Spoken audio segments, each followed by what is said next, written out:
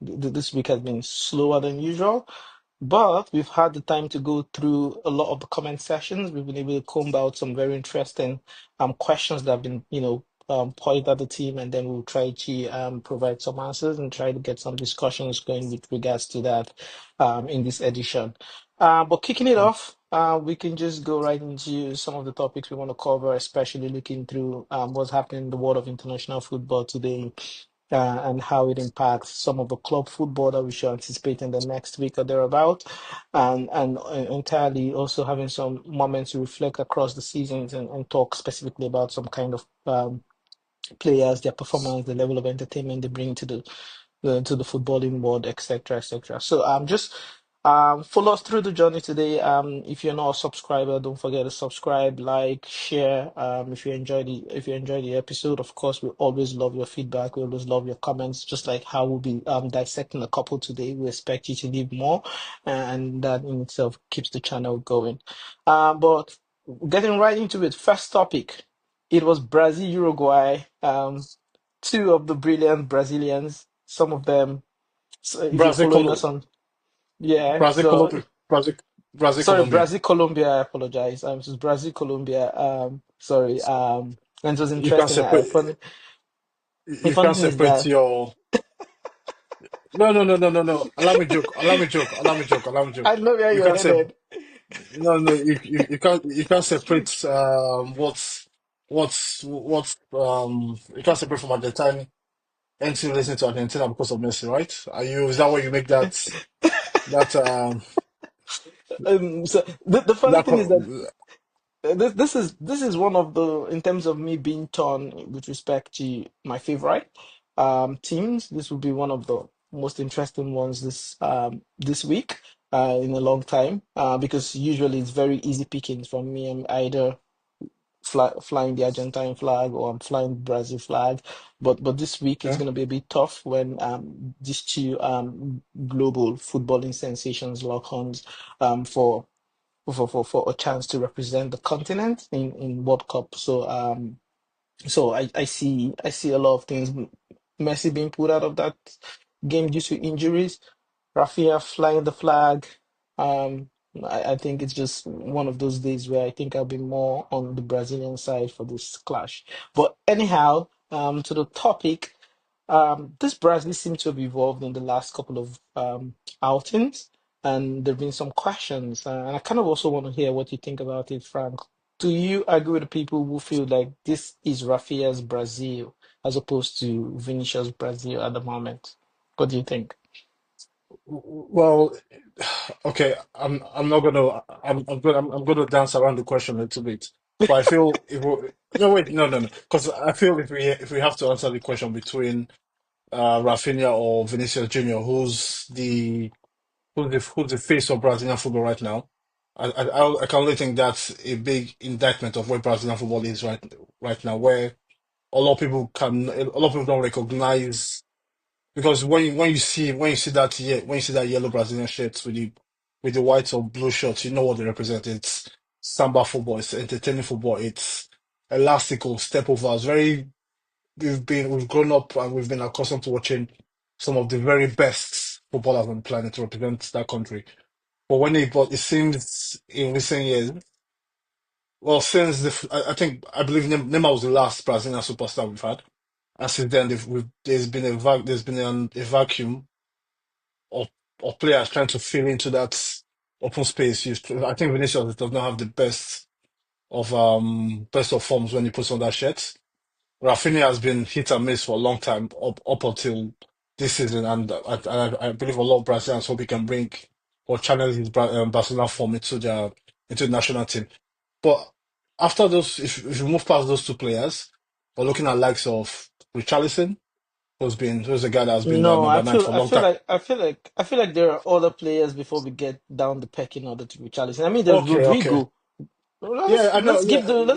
brother his respect. Rodrigo is No, the name that should yeah, be. he is. No, no, Yeah. no, no, he's one of the. I think in the last game was the guy wearing the number 10 shirt. But this is the guy he's not really had any motion when it comes to international football. As much as these guys are fantastic players on the club side, but whenever they represent Brazil, even down to the goalkeeper, Alisson, he's not been. his fantastic best or anywhere near his best whenever he's played for Brazil.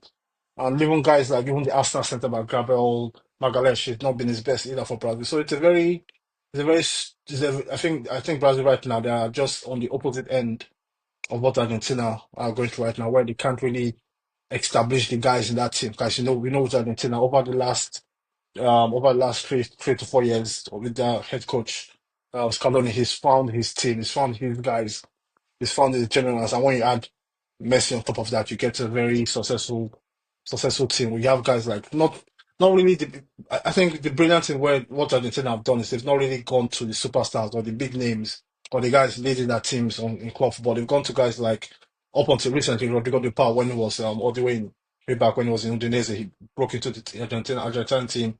Guys at right back are not really household names. Even the centre backs, they say Otamendi, who's getting close to the twilight of his career on Benfica, still starts for Brazil. So this is it's not really a vintage Argentine team, but it's not really a vintage Argentine team per se in terms of the names in the squad.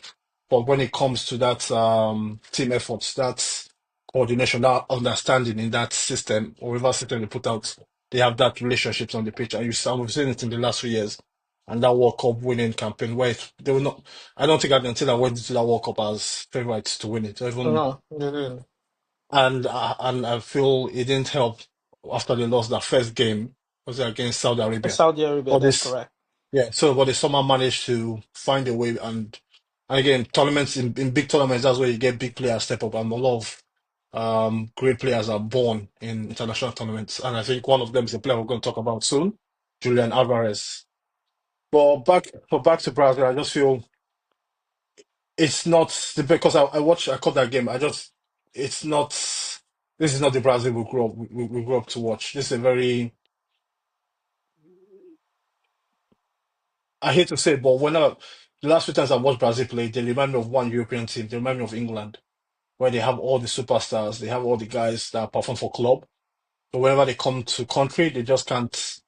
They can't find their feet on the pitch. They can't find their rhythm when they try to play with each other. It just seems, and it seems very peculiar considering two of the main guys, Rodrigo and Vini, they both play for the same team. So you expect them to come with a bit of chemistry at least, but it just seems very flat. And with the big game coming up again, Brazil and Argentina coming up this week, it will be interesting to see where these two teams stand right now because Argentina are missing. I don't think Messi's not with them this time around, so No, it's not. it will be very interesting to see how these two teams shape up leading up to the World Cup next year. But I think right now with Brazil, there are a lot of questions in that team, Yeah, straight from the. while I do enjoy you dancing around and having fun on the dance floor, I'm still gonna bring you back to the crux of the discussion. Is this, and I I told need to you hear you say where you no feel. no I The did tell you I was going to audience, answer directly. the audience would like to know your position on this. Is this a Rafinha Brazil or is this Vinicius Brazil? Yeah, okay. If you want to give you a flat, straight answer, it's none of them. It doesn't belong to either of them because they've not done enough to own that mantle of the face of the national team. So at this moment in time, it's it's up for grabs. But right now, I can't tell you it's. I can't confidently tell you it's one person or the other person because they both not performed for their national team. I believe Vinicius he has his goal return for Brazil is quite for his talent and his achievements in recent years.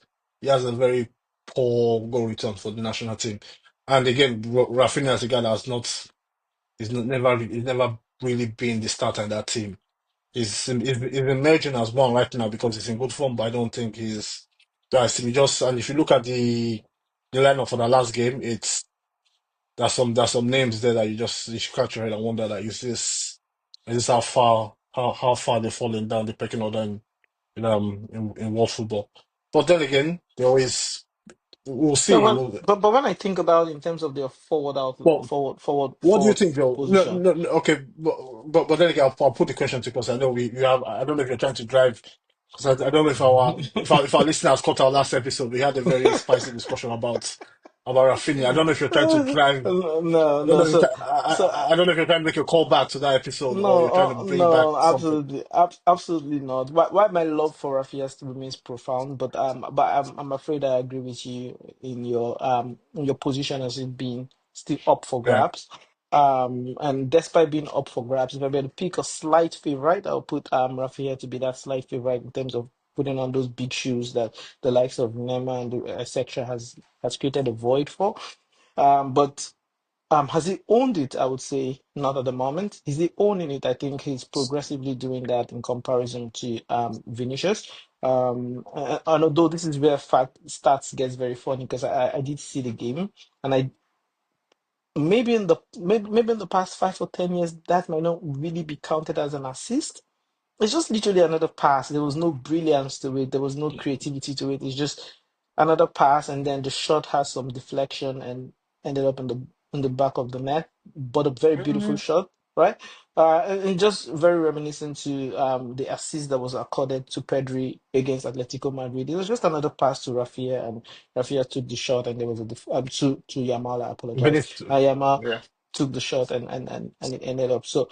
Those mathematically, statistically would count as an assist, um, but visually it doesn't feel so much of an assist because I didn't see too much creativity there. But that is football for today, right? And then Okay. at the end of the day, you check the statistics. Rafinha ended the game with a goal and an assist, and that was about it. But today, I look at it and I say, it's neither a Rafinha or Vinicius Brazilian team at the moment, but it's indeed interesting to see how they fare when they match up with Argentina. But for once, this in the last 3 4 years, I feel like they might be favourite to win that game, obviously, because um, the risk But appetite is still, different for both nations at the moment. I think Argentina is closer to sealing up the qualification in comparison to Brazil, but yeah, also I yeah. feel like that hunger is going to be there more on the Brazilian side, and Yes. also there's a Yeah. certain Lionel Messi not being there Yeah. and it's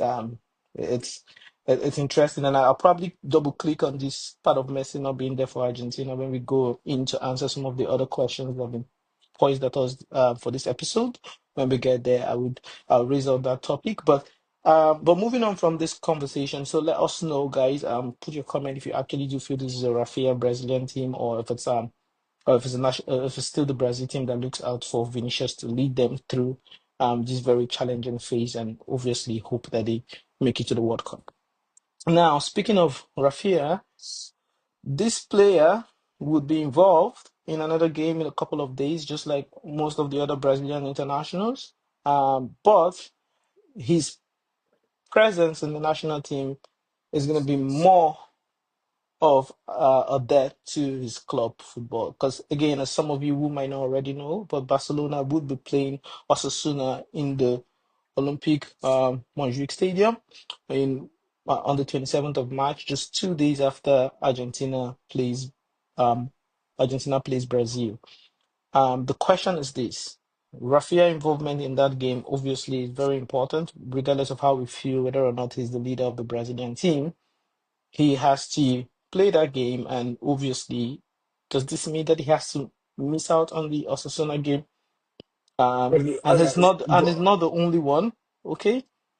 The same thing applies to Arroyo for Uruguay and Barcelona as well. So these two players are very massive to their they're very massive to the aspiration of their clubs, be it as an active starter or be it as that ever reliable substitute or backup or replacement to some of the starters. I'm referring to Arroyo for that Barcelona centre back position. Does this okay. have an impact to Barcelona overall season? And what do you really think about the fixture conjunction with Rafinha and Arroyo being out and what it means for Barcelona? Uh, it, I think I believe to add a bit of context, this game that has been fixed on the 27th is the game that was postponed a few weeks ago or a couple of weeks ago Absolutely. Yes, yes. after the Barcelona first team doctor sadly passed away. That's Um, correct. thoughts and thoughts and prayers to his family as well. And but back again, I feel it's a very because we talked about this a while ago, and like you asked, like this is what is probably this was what was thought to happen, and I laughed it off like, come on, like it doesn't make sense. You can't put a game to be played on an international week before a Friday.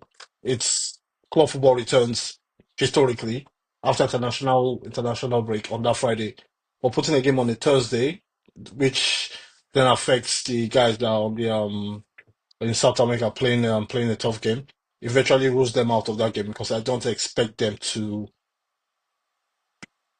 play because I don't expect guys that play in South America on Wednesday night, Thursday morning to be available on Thursday evening. But it's a very because I feel you're going to make a big point about what the Spanish leadership, the Spanish football leadership and that the decision making. But from the outside looking in, it doesn't make sense. I feel because we see it even in the Premier, we see that some games for whatever reason being moved around because other teams are performing well in Europe or teams have gone all the way to a domestic final. But what tends to happen is those games get put towards the back end of the season, the last Hmm. few weeks of season, because by that part of the calendar year, a lot of factors have been established. Those that are in Europe or those that are competing for cup competition already know where everybody fits in, and there's more room in the calendar then. But fixing this fixture at this literally a day after international fixture, it's a terrible decision, and it does not reflect well on Spanish football leadership. But Yeah. then again, if Barcelona pay for it, I'm happy. Oh my goodness. Guys, if you really want to take a lesson on hate watch, I would personally recommend that you talk to Frank. He's a Oh super no, dope expert on hate watch. I mean, literally, he would have one six screens and have two dedicated for some hate watch. That is that's how a that, just that just sorry to question. But I think that'll be a good that'll be a good that'll be a good topic to cover on another episode sometime.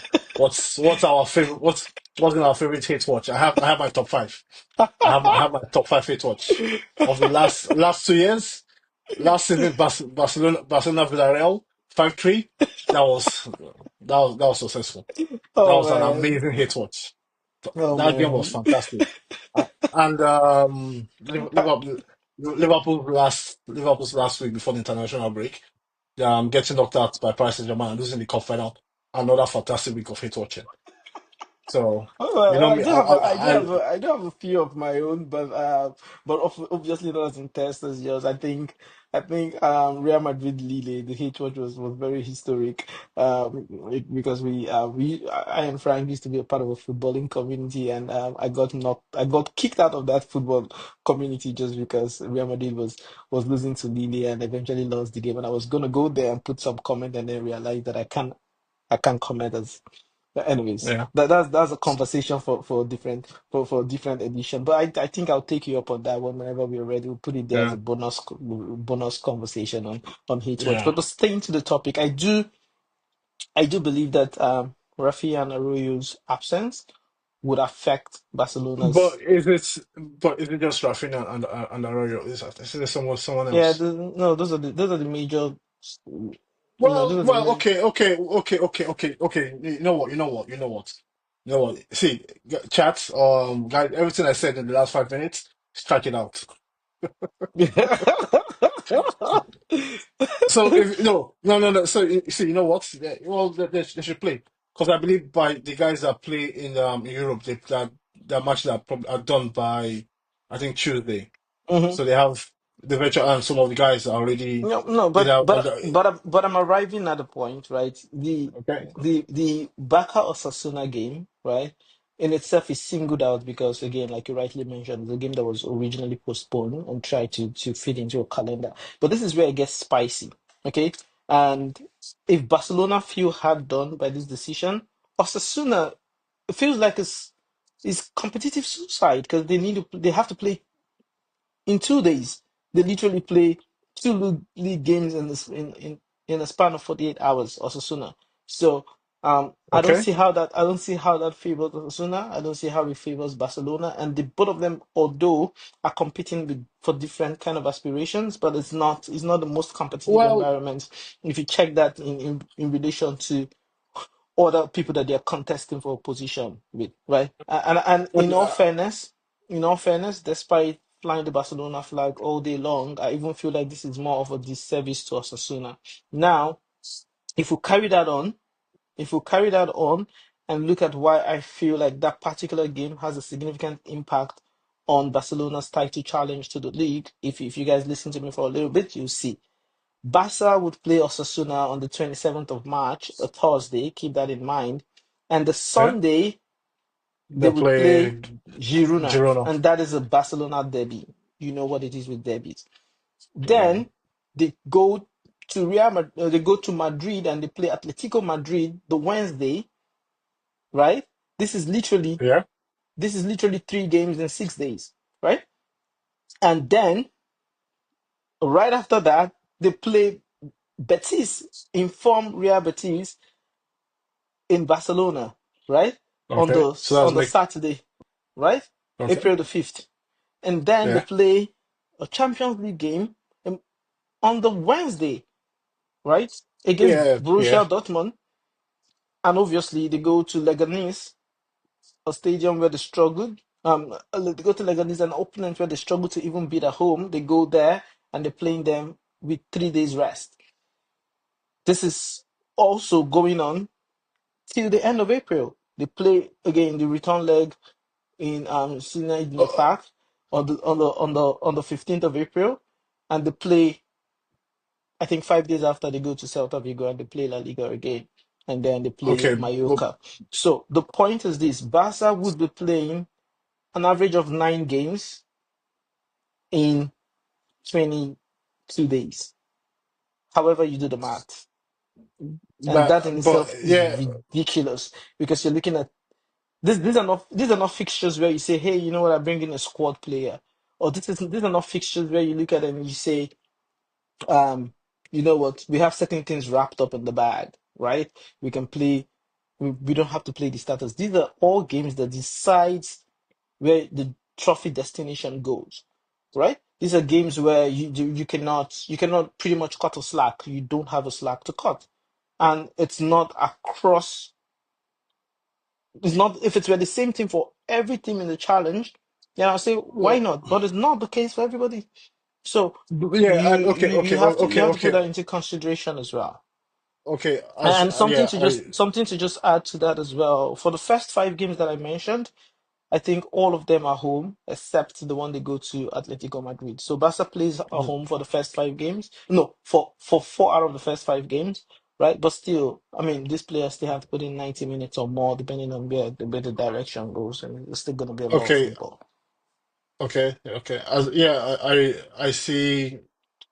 I see your reasoning and I understand it to an extent because I feel that Barcelona Arsenal game is a very unique situation that's occurred in the Spanish football calendar. But I also add that Osasuna being the club they are, I don't expect them to have had a large number of players away on international break. I expect them to have not Yeah, or not just as just yes, of not as as extensive as significant what as Barcelona. Barcelona. Yeah. Yeah, exactly.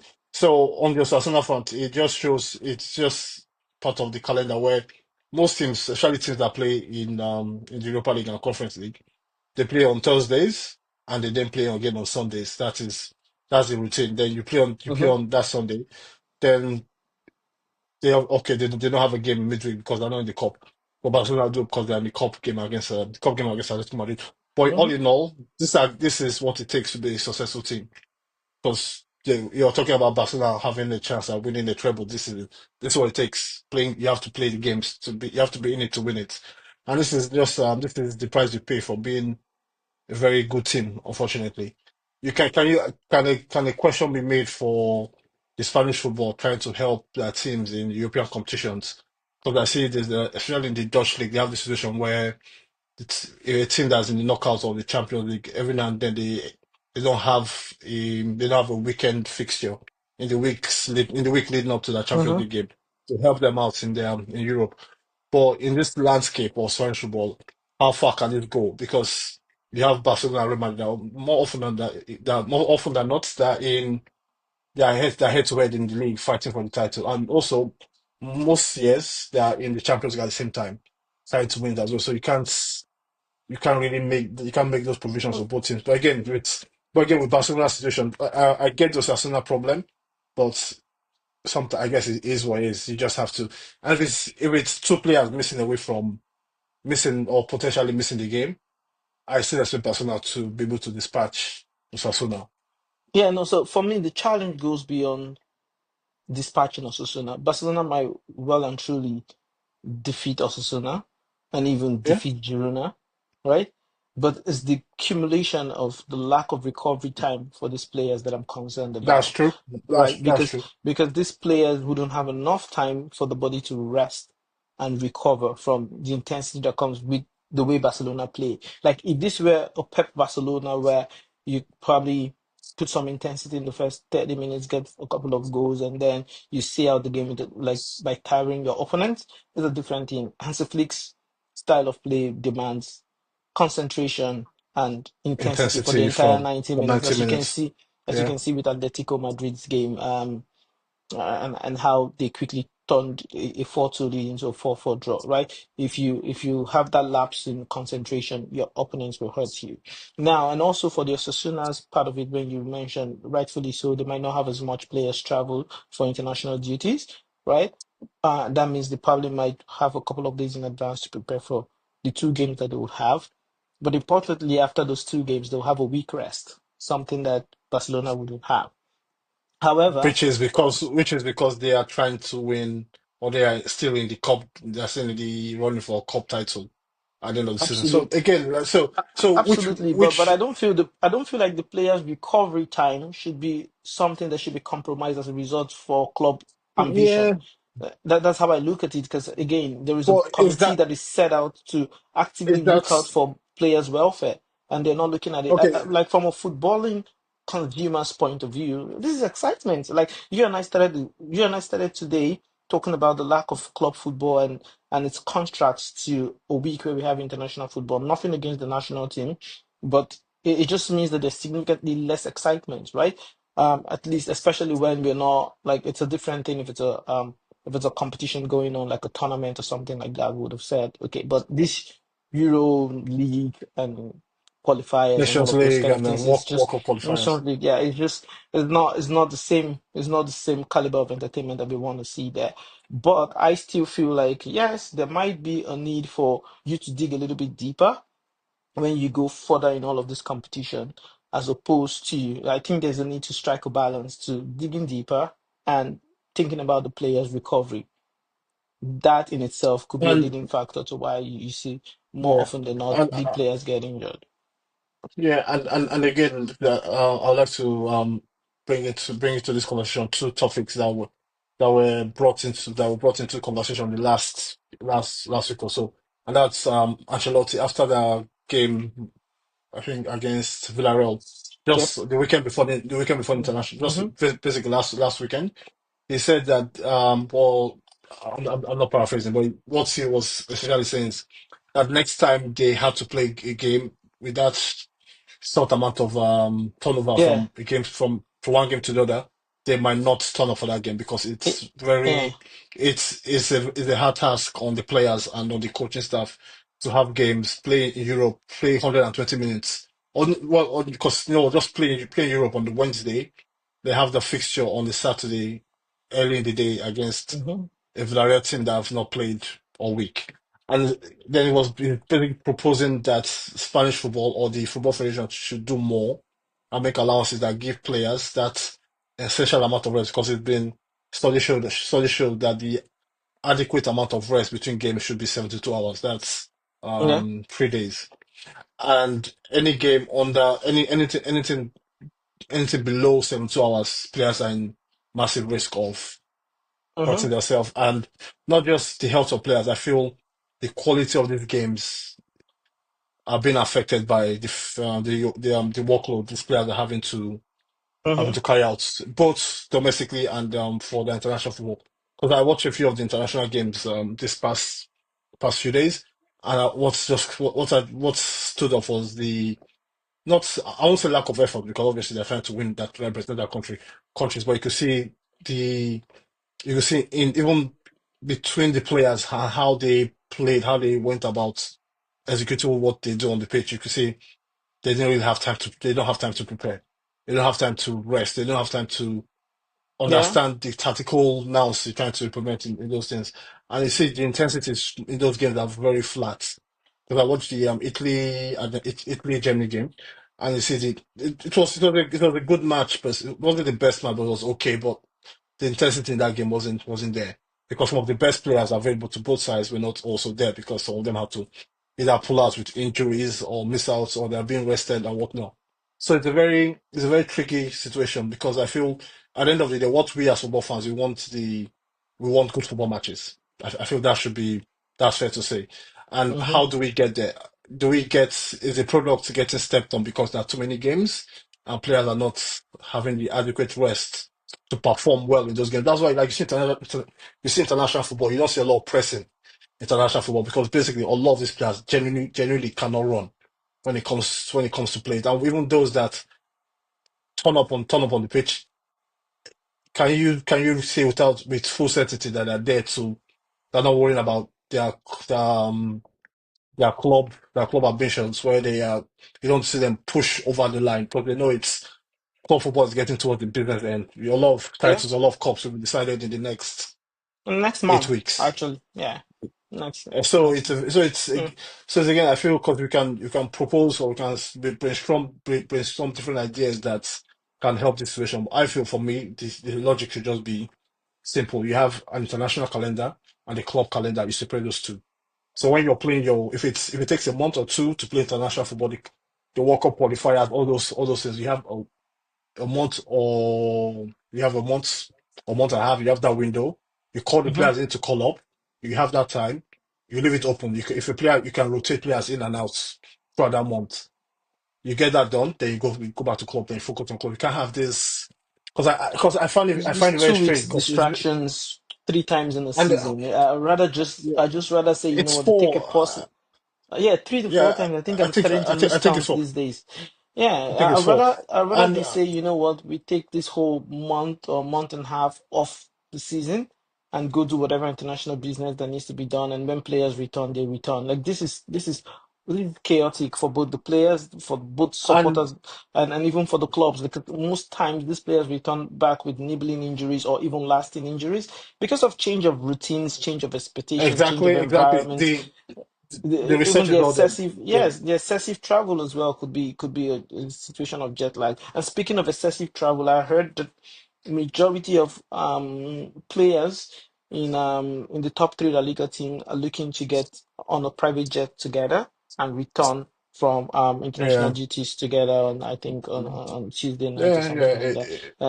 And this is forcing more unity from rivals than on the contrary, as opposed to. It's well, no, well, I think it's something that's been known to happen amongst the guys from South America, the Brazilians and the Argentines. Because I think there've been years where guys from Chelsea and Tottenham on the same private jet flying back, flying back all the way from South America. So it's one. I think it's one of those ways where you can just try to be to help out basically because it's Mm, not logistically it makes more sense that way.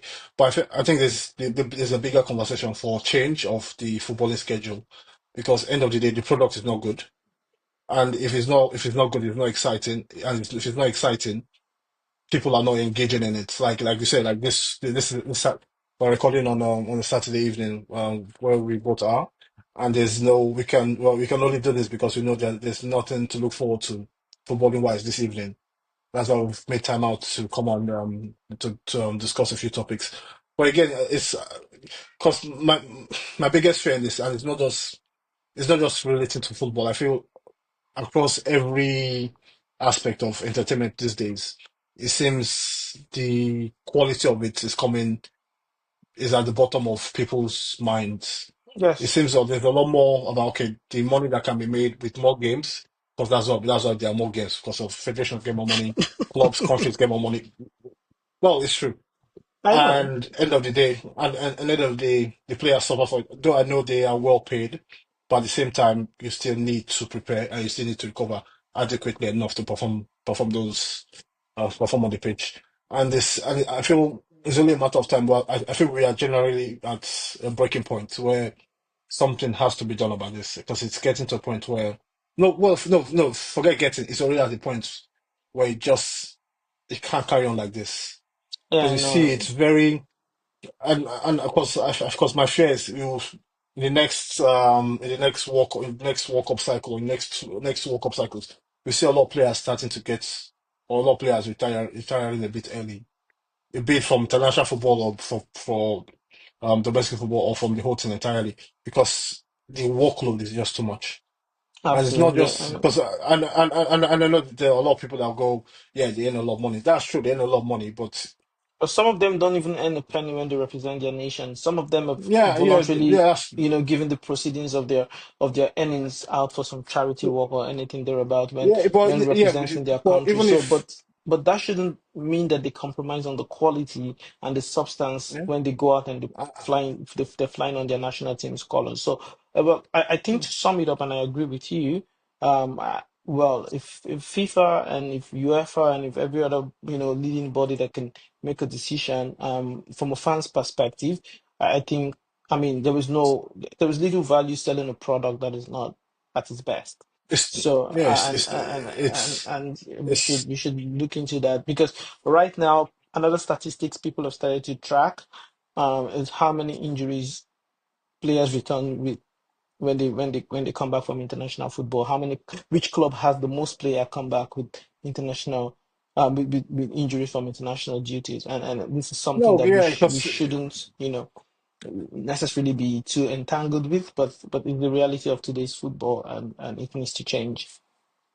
and Um, just okay, yeah, go, no, no, no, no. before Wrap up with your thoughts. Yeah, yeah, go on. and like this, like 'cause there's always one player always whenever this calendar break happens, there's one player I always think about the most, and that's Rudiger for Real Madrid and the German national team. Hmm. He's probably is without a doubt Real Madrid's best defender, and not just Hmm. necessarily their best defender. I think probably their only fully fit, experienced centre back on the team, and this is a team that are trying to win on multiple fronts in Yeah, the they're in for the next few treble. months. And a guy like that goes away with the German national team and is starting what's I won't say a meaningless game, but he's starting in a game that has is of no significance to be honest. I think that's what the Nations League is. There's no significance. Like a lot of people don't even know what these games are anymore. We don't know if it's a World Cup qualifier. We don't know if it's the Nations League semi-final or quarter-final. It was the other day I found out that still in the quarter-final stage for the Nations League, And and they it's a play two two-legged quarter legs. Two and the legs. two-legged quarter-final. The two-legged Two quarter-final. legs. It blew, Even club it blew football, my, they're moving away from having two legs in the quarterfinal, and the it national blew my mind. team is starting to do that. And again, just to characterize this discussion, it's not a situation because, like we said, both FIFA and UEFA, but I also think the clubs and the federations are involved as well because I think it was yesterday or 2 days ago, Aston Villa played a friendly I think it was in Qatar. They played a friend. They traveled all the way from England to Qatar to play a friendly against one of the local teams there. So this is what we're talking about. You, It's you're fighting for it's people not that are just against you. no no no no no You're literally fighting for people that are against you because we're so here making a case for clubs and their players, and then there's another club that, oh, you know what? I do have a free week. Let me go to yeah, Qatar. exactly, and yeah, obviously clubs that are having international break friendlies in that 2 week window. I also see clubs at the end of the season they have post season friendlies Mhm. after the season has just been, or a couple of weeks or even days after the season And has then been there over. is So the again, Club World Cup. exactly there's a club World Cup that's coming. So it's just as I think as much as I love football, I can also understand that there's too much football of no consequence generally. And that's Mm-hmm. that's the big issue because when you're again you're the product is getting stepped on. As much as we love the product, but if the product is not up to the standard we expect it to be, want it to be, it's no longer Mm-hmm. entertaining. I cannot read people stop engaging in it. So it's a Yeah. very I think the very chunky discussion that can be diced up either way. But I think we've done our bit for It, today. yeah. Moving on from the conversation around the intensity of the fixtures for both Barca. But I also want us to touch on another topic before we, get right into some other lens of our conversation. This international break, in comparison to the heavy fixtures congestion, what do you think about Barcelona and Real Madrid's chances for treble? Do you think this will be the breaking point? Oh, no, like you just said, like this, the next, like I said, next 8 weeks or next 2 months, make a break for a lot of clubs, not just Barca, Real Madrid, but even clubs in England, clubs in Italy, a lot of clubs that are either fighting for titles, fighting for cups, also fighting for European places in their respective leagues. But regarding these two clubs, it's we know these are generally two of the biggest clubs in world football, and they just happen to be two of them happen to be in the same country, always looking at what the other club is doing and trying to not just win but try to outdo the other club. And they have this unique situation where they're both in the title race at the same time. They're both in the cup, in the domestic cup, and as well as the Champions League. And I feel this is where it boils down to the not the this last week is not are not going to be won by like how they say style of play or a team that plays the best. It's not more about which team knows how to grind out results over the course of the next couple of weeks, next few weeks. And I think in that team, I think Real Madrid, I think that know how to grind it out. But at the same time, I'll be very critical of Madrid this season because there's been a lot of moving parts at that club. But at the same time, I feel Barcelona are primed to just go on, just go on a run. Just because we've seen it with Man City before, we've seen it with Barcelona and Real Madrid before, where you just come back, you see the fixture list. Okay, you have this tough game, this tough game, this tough game, and when you just somehow just start taking them off the list one by one game after the other, and you just because in this run you don't necessarily have to win all the games per se. There's some No, games but you but could. no, And but sure, but but and that's the I know. interesting position of this season again. For some of us who need reminder, in the La Liga table right now, Barcelona is top of the table with the same point as Real Madrid. I think they both sit at 60 points. Barcelona have a game in hand, which is the Osasuna game that is quite Yeah, controversially placed yeah. to happen on Thursday next week. But you check the fixtures for both clubs. You can't look at it and say Who you has lose the this game and you're fine. I don't think there's any pretty much the only game that, say for example from a Barca's point of view, that you can lose and you still be fine is and you being fine will then depend on how well you perform on the other game. Would be the the Dortmund Champions game? League. Yes, would be the Yeah, Champions League game. but So also and also you just automatically find yourself in a tricky situation if you haven't done the job at home and on the first leg. And as we can see from this past phase of the knockout football, it was pretty much only Bayern Munich that was able to get the job done in the first. No, Bayern Munich and Arsenal. us Those were the only two Arsenal clubs and that got the job done in the first leg. Because even Inter's victory was still it could still be compromised on the second leg. So when I look at it, there are no games to spare. Because if Barcelona go and fluff their lines against Atletico Madrid in the Copa del Rey, is done. A 1-0 defeat yeah. there is enough to get them out. A 5-4 defeat is enough to get them out. And pretty much that in itself can But swing the momentum of how their season would go. And then the same thing goes to Real Madrid. Right now, they do have a one new victory against Real Sociedad in the Anoeta Stadium, but they can't it's go Real in Madrid. there They can.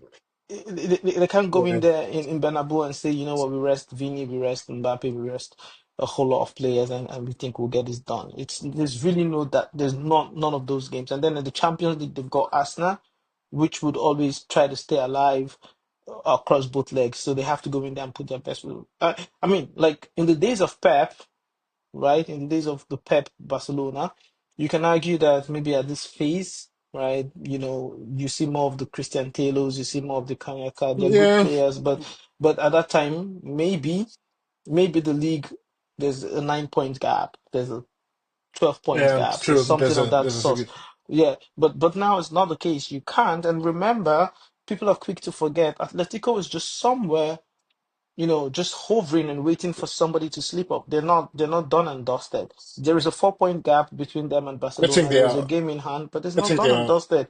It's not done and dusted, especially if you know that there is an El Clasico before the end of the season, which means that one of these two teams, if not the both of them, will drop points. I think that's enough to keep Atletico going and waiting for that moment. Yeah, but also feel that because again, when talks of trebles come into this conversation, I always feel it's a bit premature because there's a reason why we don't see a lot of teams or a lot of teams across all the leagues we come successfully win three trophies at the same time because it's Uh-huh. a really really hard job to do. And I believe the last successful treble winning team in Spain was the Enrique Barcelona team, That's right? correct. Yes. Yeah, and that's more than 10 years ago. So because No. No, that's just that's more about than that's that's more than 10 2015 years ago. season. No, that's 2015 2015, season. Yeah. 2015. Yeah. Okay, so That was the just yeah, just season, yeah, and that was, coincidentally, that was the last time Barcelona won the Champions League as well. yeah, Um, yeah, yeah, exactly. so So it's and despite Real Madrid's successful period in the last 2 years, the Ronaldo years, the three-peats, Zidane, Ancelotti years, they've not been able to go all the way on all three fronts. So it's again, I feel is that at some point this is where tough decisions are made because you have to not.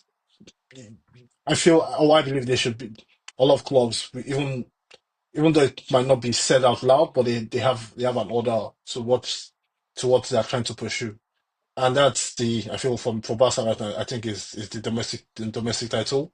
Because I feel that's the one they can over a stretch of 10 games, I feel that's where they they'll probably see the job done there against Real Madrid. But the one that gets very exciting is the Champions League because we know the Champions League is a very funny competition that throws up a lot of surprises year in year out. So you don't want to be caught. You don't want to be that thing that's caught slipping in a knockout tie. So it's a very tricky one, and I feel again this is where the, it's very hard to call because there are very exciting games left to be played in the league, tough games, and also tough games and slippery games in the cups as well. So it's a very unique situation. But I just going off from what I can see right now, I don't expect any of these two teams to come out at the end of the season with three of those cups. I well, expect. I feel. I don't think so. I don't think so. I don't think. well, I don't think it's. I don't think so. I it will feel be, it will be difficult. It will be difficult, but I still see Barcelona going on and getting a treble. because Or yeah, because I think because it's not just because you're obviously a Barcelona fan, and it's not that you're not just confident of winning. You sound very confident of winning all three, which is very is commendable, but at the same time, I feel it's a bit yeah, it might be premature, but the funny thing is exactly. this, right? So It might be premature, but here is why I feel that would happen. If the game against Atletico Madrid last Sunday, I believe, if it went any other direction other than how it ended, I wouldn't be as confident as I am right now.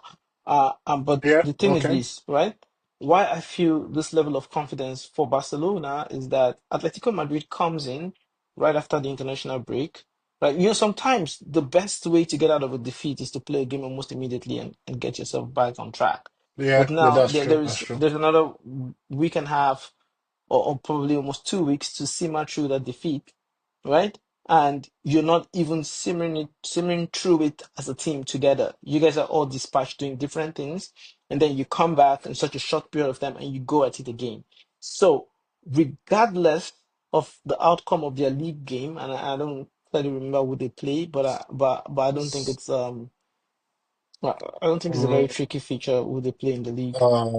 Espanyol. Espanyol, yeah. So, Yeah. oh wow, it's tricky. Espanyol. Who's at home again? Uh, Espanyol is at Espanyol home. at home. Oh, Yeah. that's a tricky one. As- The- Atletico away, and Real Madrid in that same match week, Real Madrid are home to Leganes. Yeah. Oh, so that's a tricky one for Atletico going to Espanyol this season especially. And the reason why I say that Espanyol, Getafe, they kind of have a very similar philosophy with the dark They age play, of they Atletico play, Madrid. they all play with the same dark magic. Yes, So exactly. it's So it could get very tricky, especially looking at how they struggle to navigate through with Getafe, and now yeah, they have to go in. Well, it could get very tricky, but imagine the best for them, and even if they win Espanyol, right? And then they go back, and then they're hosting a Barcelona that might at that point be already high on confidence again if they're able to defeat Osasuna and Girona at home. Now, yeah. going into that fixture. Barcelona start thinking this is the chance to get one final guarantee. And this is what I'm thinking, right? If Barcelona can nail down the guaranteed final, it's going to lighten the burden for them as they pursue other competition because they would back themselves. Remember that that final could also be an El Clasico final. Very Yeah, possible. yeah, see, but again, I come out to my shop. I think as intriguing and interesting as it is to plot out the rest of the season, I also feel there's still a lot of games to be played. Especially that I think Barca have 11, Madrid have 10 more games to be played. That's still a lot of games. Yeah. And another factor that'll play a huge role to this musical chairs is the health of certain players on both sides. Yeah, And absolutely. I think Barca have reportedly announced several key injuries to I think was No, it for now, Casado, for now, I know Casado of and two. Casado picked Casado a 2 month injury after the Atletico and Madrid game, and Inigo Inigo Martinez is Martinez. out for two Exactly. weeks. And it's interesting. The Inigo Martinez one is interesting because despite being a Barca fan and I'm not driving any agenda, I think Inigo is not the kind of guy that would want to be in that like there are certain players you see them and you know that this person has a tendency to do that. Obviously, I don't know them personally. I'm just saying based off their career, how they've represented themselves throughout their career and what their teammates think of them. I think when Simeon came up and gave a very strong word in favor of Inigo Martinez and pretty much legitimizing the injury despite the timing of when it's Oh, being so reported. there's talk of it being one of those Yes, so injuries they're that thinking rule it's you out of one an of those. international It's break. not just to keep you Okay. fresh for Okay, okay. club Well, football, but we don't know. But even assuming that that is the and case, right? Cooper and the other center and The the Casado zone is a guarantee out for probably okay. 2 months. So But probably the best chance will even be in the later stages of the season. yeah, but even more worrying for Barcelona is defender Kubasi went off in the first half Yes, and I think that's been confirmed to against be a Leicester. minor. That's been confirmed to be a minor knock. There's the potential that the Spanish national team wants him to play the return leg in Spain when Which Netherlands comes back, which is absolutely bonkers again. yeah, I think at it's this point Barcelona should be like, hey, you know what, girl, on the next on your way back from Netherlands, just drop back at at the Montjuic Stadium. But we never know. We'll see with that. And even at that, whether or not he's feet or whatever, you now begin to err on the side of caution with players like that. And Kubasi in itself has been very instrumental. But to your point, right, the health of players at the business end of the football campaign, it can literally take you away from it's a make treble it's dream make or break. to can I just get one trophy, even if it's the cup? Okay. It literally can Well, take you there. okay. So, Well, just my last one. I don't expect any of these teams to win a treble. I feel- well, I put right now I put Barcelona as favorites to win the La Liga because I feel they have more organization, more coordination, they have more their star players are all on singing from the same hymn sheet. So I expect them to see the title challenge to the end. But where it gets really tricky and hard to predict is the Champions League. Because most times in the Champions League, you very except only if you're Real Madrid. but it's very my worry for Barcelona is that they probably picked too early, and that's it. But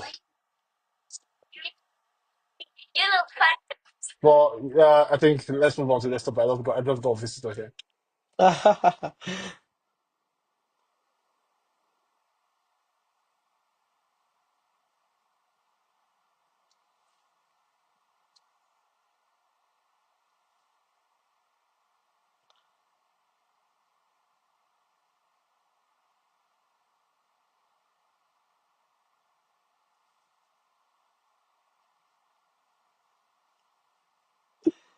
Okay, sorry about that. Just had No, no need to apologize whatsoever. I'm sure it's a thing of I delight had my to have a bring your child to work day.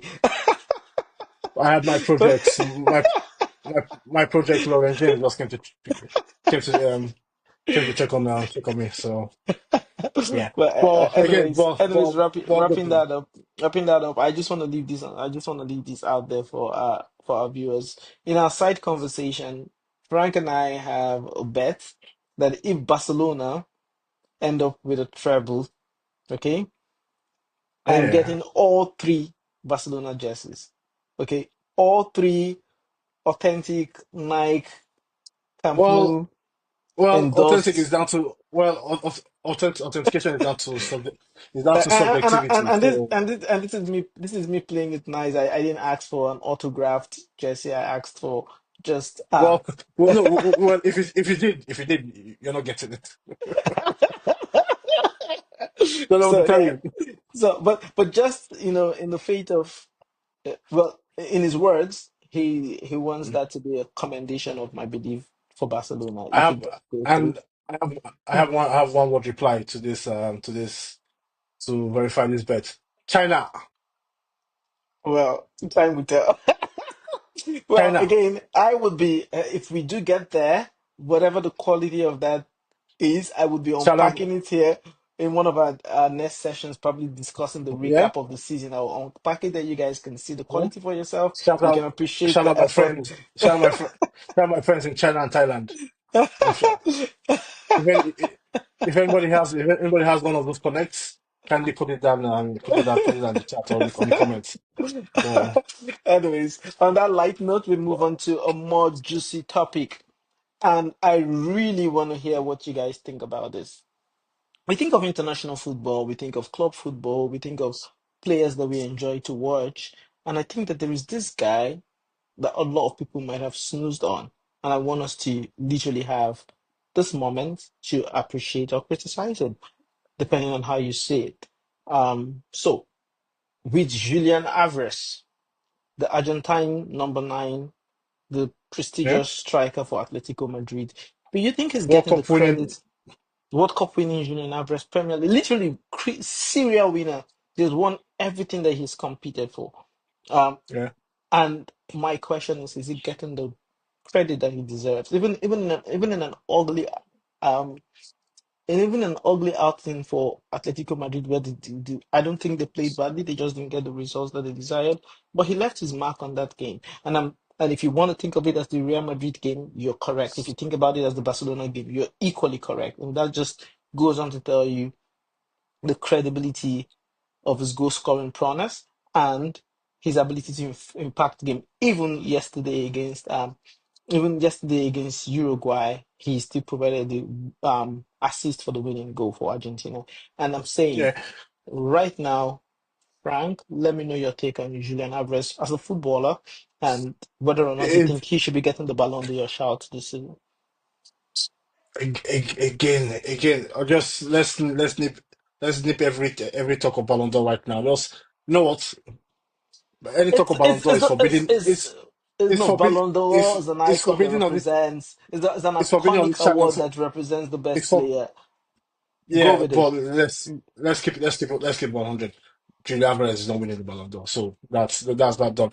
But seriously, I think I believe Julian Alvarez is one of if you have if you come up with a list of the top three, top five players that are probably underrated or not talked about enough or don't get the deserved respect or Hmm. deserved recognition he should be getting top football right now or top European football.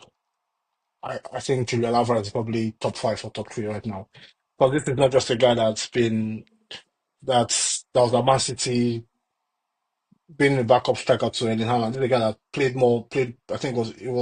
I think he played more minutes for Man City last season than Yeah, anybody else yeah, did. yeah, yeah, he did. It's And yet, he's people still said he was not part of the first team. I find it it's strange. And I did no, I think I know on. why. Well, I think I have a theory on that. But I think with him, it's not even just with club football. Even international football, again, let's not forget this the guy that went to the international team. He started off the tournament on the bench. hmm So Lautaro Martinez, Lautaro. who was trying his best Higuain impression in that World Cup and was ultimately dropped. But Alvarez came and you can make an argument that he was the injection of pace, the injection of intensity Intensity, yeah, that team lacks at the starting stage of that competition. And also the he's a very I think he's one of the best finishers around. Because you see, like absolutely. you think about the goals. Look, I think way back. I know it's been a few years now, or a couple of years now. But the goals he scored in that tournament, but even the goals he scored this season, that he's finishing fantastically. He's creating, he's scoring at the same time. But it's a very, but again, it's a very. I don't understand because most times you see there are a lot of wonder kids come out of South America. They get the hype, they get the large or they amass large followings even before they leave South America. Then they go to a big club. Some of them stumble or find their way through it. But with him, it's been very seamless. His transition from Argentine football, Premier League football, to Spanish football, and even international football. It seems he's succeeded or he's succeeding at every level there, but he doesn't seem to get the recognition. And part of it is probably because he played for Man City. Because I think with Man City, they're not as though they're a very successful team, but they're not as talked about in the football space like most teams are. Like it's different when you play for Man City, so when you play for Manchester United, Arsenal, or But even Barcelona, Real well, Madrid. They always while I wanna agree you're always with in those you, conversations. yeah, while I'm really But also, need to okay, agree with you, but Rodri, the current Ballon d'Or player, I know you hate that word right now, it irritates you, but he plays for Man City too, and yeah, somehow he plays in a that's true. less flashy position, but it's getting the credit. So That's true. But it makes me struggle as to why Julian is not getting that credit. he's not he's one of his Atletico Madrid teammates, Griezmann, has gone through that same situation where if you look at Griezmann throughout his time at Atletico Madrid, down to the national team, down to international tournaments with France, he's always a standout player, except for his brief stint at Barcelona, where even then he didn't meet up his expectations, but he was still very good for Barcelona on the periphery of things. But Mm, still, mm, Well, Griezmann is not in any conversation for one of the best players around. But I think in no, terms of once consistency upon a at this time, I level, think Griezmann was somewhere in the top three for the Ballon d'Or, or top four, or something like that. It was just somewhere close enough to yeah. just have missed Yeah, it a little bit. And no, interesting but thing you understand. No, about Griezmann's career in relation to Julian's career is that some people might not know this, but it's interesting because I recently got to know that Griezmann hasn't won the league. He has played in both Atletico and Barcelona. These are clubs that have won the league at different phases. But in Julian's career, he hasn't won the. I mean, in Griezmann's career, he hasn't won the league. Not even once. He's never lifted the La Liga. what? Yes, I say this from a Wait. point of knowledge. You can feel free to No, verify. I'm And not. I'm just saying. and yeah, Yeah. and it's That's true. strange. Yeah, That's true. literally my reaction is like this. So the time when he was in Barcelona, he missed it. The time he went to Atletico, he missed it. The time he was at it's just interesting that he has never won it. So while we want to show that connection in terms of a very good player that doesn't get the praise that he deserves, we're looking at a guy who is good and a serial winner. But Julian is a he has. I serial don't. winner.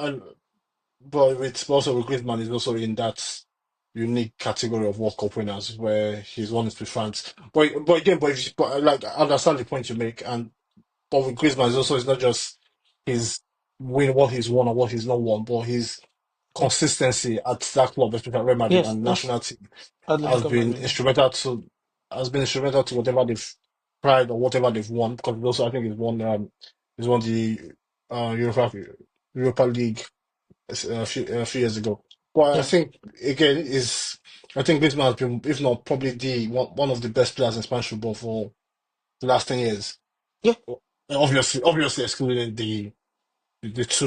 the two guys, but he's been one of the best players, and but he doesn't get the same recognition. I don't know if it's because he's played for Atletico Madrid or he's not won as much as other people have won. But in terms of year in year out work output and consistency, he's been probably the number one guy there in Spanish yeah. football. But even I feel Alvarez gets into that because even at Man City he didn't seem to get he he wasn't getting the recognition because he won the World Cup at Man City.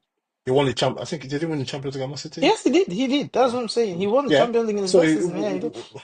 so exactly. So you see, and this, but it doesn't. And it just, I find it awesome because there are some players that just fall on the fall or they could fall under the radar of these discussions. But and that's why it's also important for people like us to highlight their achievements and what they're Yes. doing because it seems to always get carried away. And I think another player that falls into that category is another guy that's on the other side of Madrid is Valverde. I think Valverde Oh is yeah. probably Valverde is probably the most complete football player right now in European football. He's a guy that he scores amazing goals, creates amazing goals, defends well, plays with intensity, controls the game. If you want him, he does the job. He's been doing a job at right back in last few months. You know him as a fantastic dynamic midfielder. I'm sure he can do a job at centre back if you need to. He's done a job at right midfield if he has others then. So it's a very unique set of footballers. But I think, but sometimes again, it just comes down to, and I think Jude Bellingham made a point when he was talking about Real Madrid and his teammates. I spoke about probably like Rodrigo is one of the most underrated players in that team, but Hmm. he's probably at the same time one of the best players in that team. But he doesn't get the same accolades because he shares the limelight with Mbappe, Vinicius, and Jude Bellingham, those massive stars. And it's just sometimes it seems when there are a lot of stars around, the limelight cannot be shared Equally. equally across. So Yeah. it's very. But I think I agree with you. Julian Alvarez is one of my favorite players to watch because the player that still it almost seems like he still has a lot to prove despite being so successful. He still because when he moved for Atletico Madrid for big money, a lot of eyebrows were raised at the side of the fee. But Yeah, I no, think so but far he's Easy been. for me, Easy has been the best signing this season across Europe. Easy. He's been the guy that Uh, I would say you got your money worth. Yeah. And yeah, yeah, even if Atletico and, spent another 10 million quid extra, I'll still say you got your money worth for what he's and done for and them this season. and it also and I think guys like Griezmann and Julian Alvarez they dispel this myth that's been attached to Atletico Madrid and Diego Simeone about it's a graveyard for attacking footballers. If you go there, you can succeed as an attacking football player. But I I draw beg to Felix. differ. I beg to differ No, yeah, because I know. I feel Simeone is the proper litmus test for the true quality of a striker. I don't know Yeah, too yeah, I much for agree. a Yeah, winger. I don't know. I can't speak too much for attacking no, midfielders.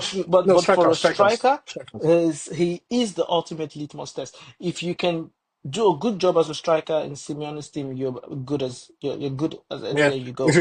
yeah, I agree. Like if you can make it in a simulated team, you can make it anywhere. And Absolutely. that speaks volumes for the kind of player Joao Felix has turned out to be. Absolutely. And also, speaking of that, it speaks a lot for the player that Julian Alvarez has been proving to be. I'm really excited to see what he does for the future.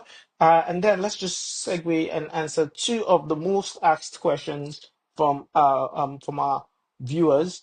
And I think this is going to be way more reactionary than preempted. So, Okay. but I think that it just kind of poised properly to go into that conversation after speaking exceedingly well of some of the shoutouts that Julian Alvarez should be receiving that he has not received. But I think we can expand on that a little bit. So one of our viewers has asked, actually a couple of our viewers have asked in different ways, but I think they're arriving at the same point. Okay. They want to know what are your top five who are your top five interesting players that you enjoy watching the most this season, right? Interesting. Yeah, like the players you let me read that question out Like again. So the question is this. Um, Hi team, can you let us know your top five players that you enjoy watching at the moment? So the keyword is at the moment, okay? So I don't- at the moment. okay, So so okay, maybe we can try and contextualize it. Maybe at the moment we can okay, make that in the last month or two. I think okay. that I'll would be say fair. Or do you want us to go yeah. far back and say throughout No, the no, no. season? Yeah, fine. Yeah, yeah. I'll go back. I'll go as far as saying the last two seasons. Yeah, The last two I think seasons? this. Yeah, this obviously this and last year No, as well no. I because feel they've like made. if we go two seasons, we're taking away the moment out of that discussion. Yeah, yeah, I know, but also, I think you can just a lot of players that come to my mind right now are players that have been performing well last season and are still performing right now. I know there's one that's a bit because he's currently injured, and that's Bukayo Saka because he's currently injured. So I think that's in the Okay, spirit of this okay. question. So so I think that so eliminates Saka out of the conversation because he's been yeah. injured for the last few weeks. Okay, so let's But just so that we can just keep it a bit structured and easy for our yeah. viewers to come along with. So are we saying that we want it to be for the last 2 months, or are we saying we want it to be for the last two seasons? Because if we say two seasons, I think we're not going by the moment. If we go two So months, when that might be somewhere sitting. So, no, or I know because we can even like say the whole. We let's can say the start of this season. Actually, we can pass for the moment. no because it's a bit like the Ballon d'Or award that it starts one and overlaps to another. You understand? So I Yeah, feel yeah. let's you know what, let's leave it open. Like I feel because I expect some of the players you have on your list are players that they've probably been fantastic for the last 2 3 years. Am I right? Okay. Stuff like that. So, but see, Not really. okay, but again, so like just off the top of my Oh, head, okay, yeah, should we let's go go with for it. should we go with number one or number or So how are we going? let's start from the base and work it up. So let's start with your number five. Who goes for you for number five? Why number five? Why number And five? also, do you want us to trade places? Did you go your top five first, or do you want to go your five? I go my five. You go your four. I go my four. Let's do Yeah, that. Okay, exactly. so nobody Yeah, so influences any other person's. Okay, okay, yeah, let's do that. okay, yeah, okay, man, my number five. Oh,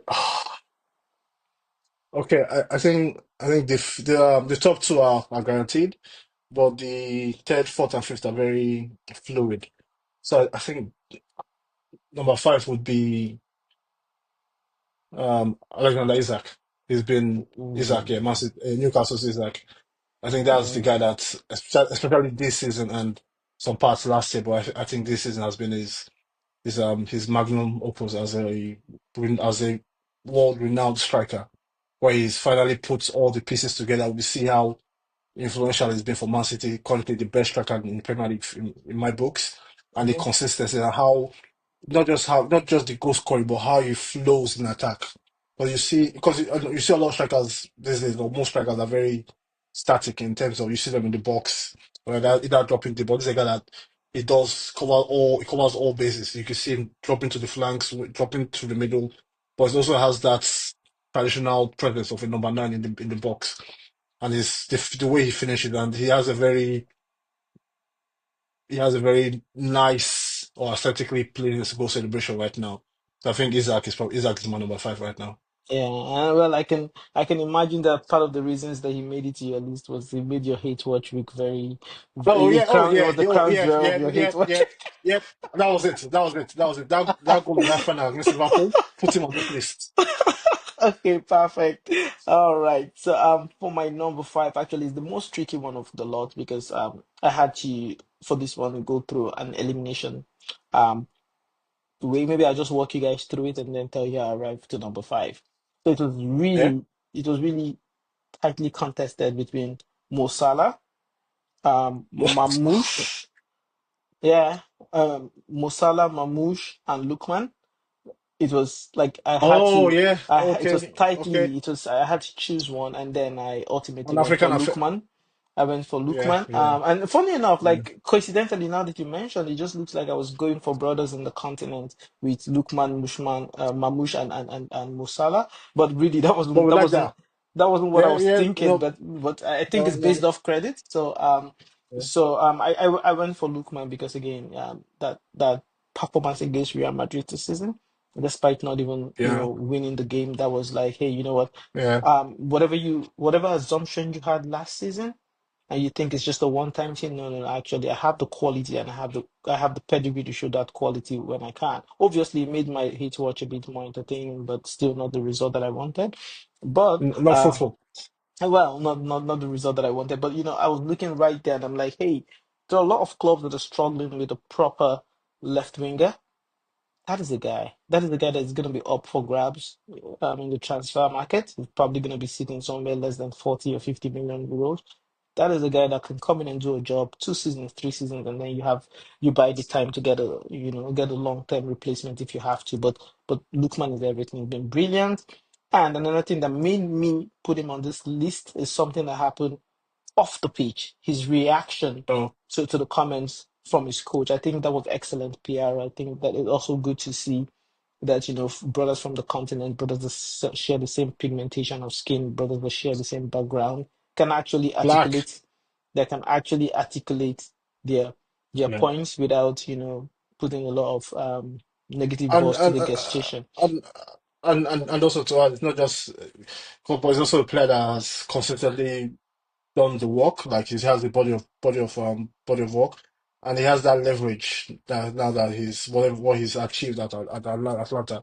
But he didn't lead with pride. He didn't lead with arrogance when he put out that statement. Yeah, So I'm sure a lot of people know what we're talking about. But I agree. I think Lookman has been yeah, I agree with that. yeah. It's my number Yeah, five yeah. most Yeah. entertaining player to watch. So Let's go to again, it's number back to four. me. hmm My number four is simple. The Ooze, them Bulls, Ousmane Dembele. Ouz- I feel. I've been waiting for this moment for the last, hmm I think 5, 7 years. hmm Because if there's any player that's had the rise and fall and the rise again that Dembele has had in the last 5, 7 years, I can't think of any player that has gone from super wonder kid, moved to one of the biggest clubs in Europe for big at the time.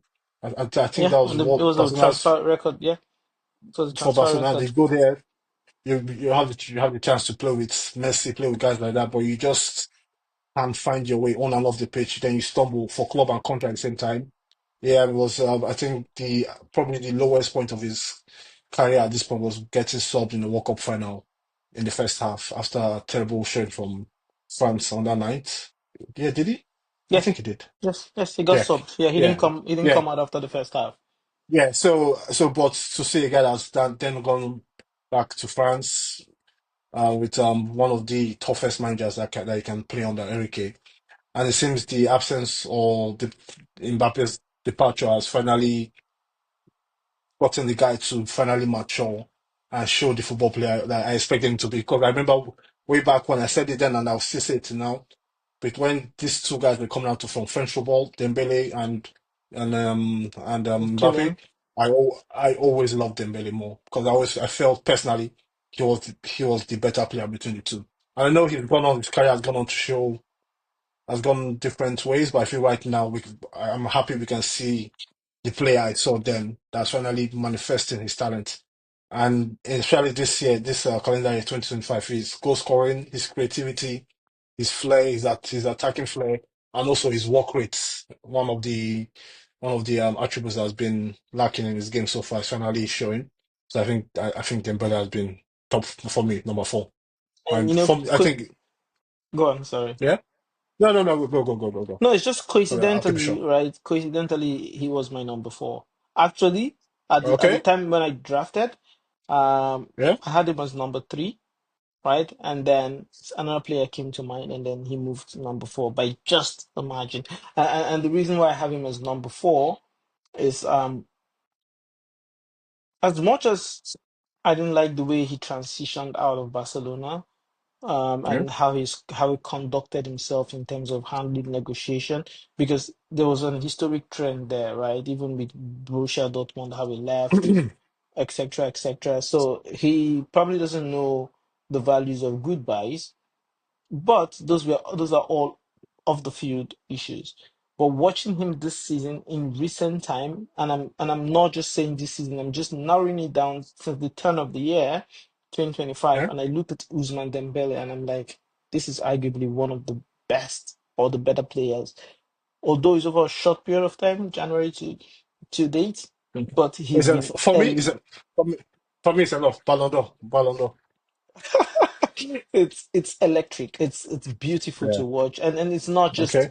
it's not just about the chances that he creates. It's his conversion right now, because that's something that actually used to get me on the urge with, with them booze for a long time. It's just he does everything, and sometimes I still sleep and I wake up and I remember the Liverpool game, how we didn't go Mm. 4-0 up, but looking at all Well, of that right well, now and seeing what he has become, scoring top bins. He's making late runs into the box. He's finishing. He's dinking the goalkeeper. He's doing everything that you imagined that Dembele was going to do some 6 years ago, and it's just all over. And he's my number four for yeah, that reason.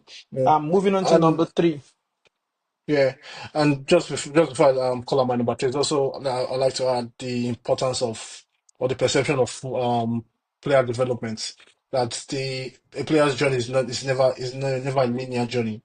Where sometimes you Mhm. start off good, you expect it to go, but sometimes you go up and down. And it's quite funny that the guys we have in our my number five and your number five and our joint number four, Isaac, Lookman, Dembele, these are players that have bounced Yeah, around a few times to get to where they where are they right are. now. Yeah. And so I think it's a great point. But I think, but speaking of my guy number three, it's one of the German star boys, Mm. Florian Wirtz. Ooh, that's a good I know shout there. That's a that's good shout there. this is a guy that's in the last in the last 2 years not only come back successful from an ACL injury to help push Bayer Leverkusen to an unbeaten domestic campaign, winning the cup and league double, but also his performances at the Euros tournament with the national team, and there's he plays very he plays like a Spanish football player, like Iniesta, those kind of Iniesta, even with Kelme, where you can see how Hmm. in any game Bayern Leverkusen play, his footprints are all over that game from start to finish. He's controlling the games, creating chances, scoring chances. Also, he works fantastically hard for the team. And there's always this conversation between him and his teammate Jamal Musiala, who's better. I personally feel, or for me, I feel he's the better between the pair because I feel his game is more. I enjoy his game more because I think his level he can go to a very unique level, and it's no surprise the German giants Bayern Munich are trying. They've been on a very charm offensive to try and get him to come over to that side. But just the thought of Musiala and Wirtz on the same team for club and country for the next for the foreseeable future, what am I saying? For the Future. foreseeable future is very interesting to say this. But I think Florian Wirtz is a very I think those have seen a bit of him in the last few years to understand. Yeah, no. He tends, yeah, he got in. I think he got in into this position over one other central midfielder that plays for Real Madrid, Jude Bellingham. Bellingham, but I think Florian Wirtz. Jude is more. Everyone knows what I love Jude. I love Jude particularly, but I feel in terms of when it comes to a player that excites me, it's Florian Wirtz. No, that's a good shout. Very difficult to argue against it. However, my number three is the guy that we just spoke about before we went into this conversation, and that is Julian Alvarez. I think I watch him and I'm like, this is what is missing in football right now. We don't have an out for out striker that can do everything. Everything. Score, create, He can score, yeah, he can create, he can beat his man, he can put set pieces in, he can defend, yeah, yeah, he can yeah, defend if you need him to do. He can help you become tactically fluid, regardless of your whatever you want to play. If you want to play two yeah, strikers, he can help you be that guy. If you want a one striker, you can be that guy. If you want him to drop in as a 10, play false nine, link up with the yeah, wingers, link up with the midfielders, he can do everything. And he's also good on penalties, even though he doesn't yeah, take all of it. So he's yeah. literally he's for me he's the closest thing to Suarez or Delima Ronaldo in terms of the number nine position, in terms of what you can do with your individual ability and how you can impact your team with it. So he's my number three for that reason. Plus every other thing Okay. that we mentioned when we were Yeah. having an Yeah. appreciation for him. So moving on to your number two. And my number two, this if this question had been asked this time last year, my number two would have been my number one. But there's been a massive force in the football space in the last year or so that's pushed my number one to number two. And my number two right now is Vinicius Junior. I think this is the guy that you know if I'll go to war for Vinicius. I'll go to war for him because I feel but when it comes because I feel that's for a lot of stuff outside football, but when it comes to his footballing ability and how he's led this Madrid team to greatness in the last few seasons is undeniable how great he's been. But also I feel he's one of those few players in a very systematic um footballing culture these days. Where a lot of players that have all they have that they're more they're safer than they used to be. Mhm. Vinicius is a very old school football freestyler where he just goes on the pitch and expresses his talent in whatever way it comes.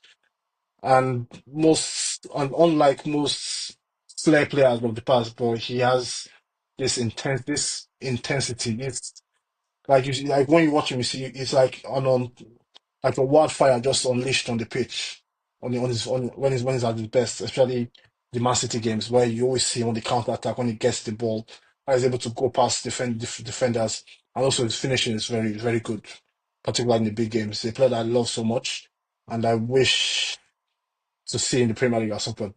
Chelsea, volley, Chelsea. Well,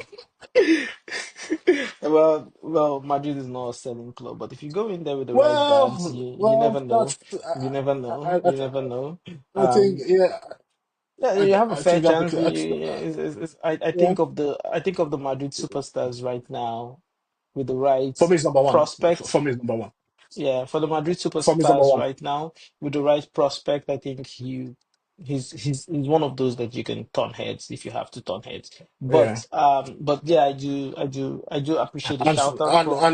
and and also just to add, Vinny, I know you got robbed on that night in Paris, but for me, you're my Ballon d'Or winner. Don't worry about what the haters are saying. For me, you're my Ballon d'Or winner.